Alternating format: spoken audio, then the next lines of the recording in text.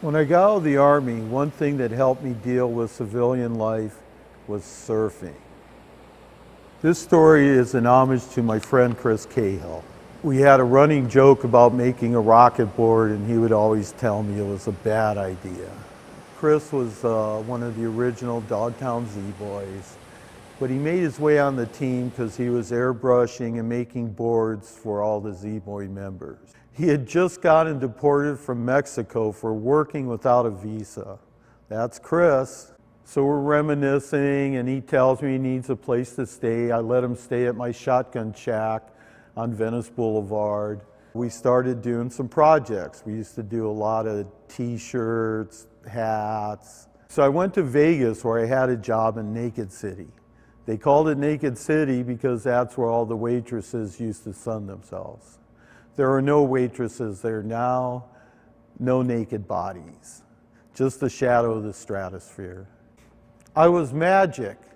The slots were coughing up money like they were broken. I had the pit bosses watching me like I was a savant card counter. I go hit the roulette wheel, and of course I get lucky and hook up with a righteous little girl who spent the night.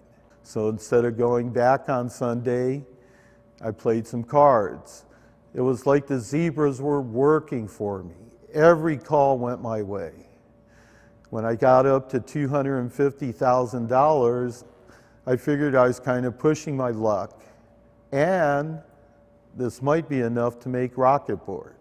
So I get back to Dogtown, I'm talking to Chris, and I go, hey Chris, I got enough money to make a Rocketboard. Do you think we could make a board?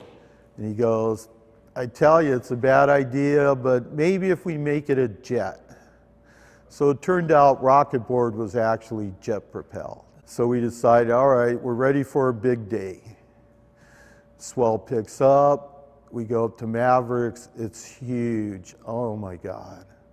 I take off, I'm deep in the tube, and ka-chunk, the motor freezes up.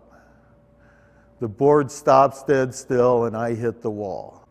This is like hitting a wall of bricks. There was no liquid feeling to it.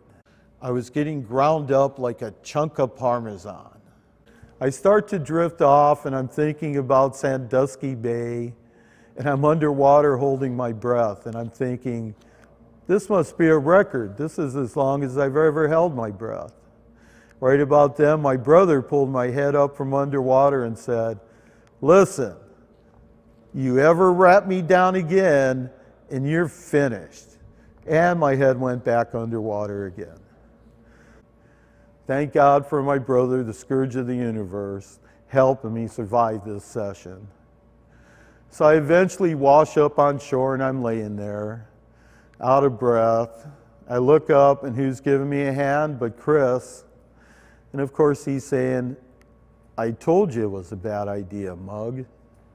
Oh, yeah, I guess Rocketboard's a misnomer since it's actually jet propelled, huh? Yeah, that's true. That little jet's gonna be tough. Yeah. We'll do it. Cool.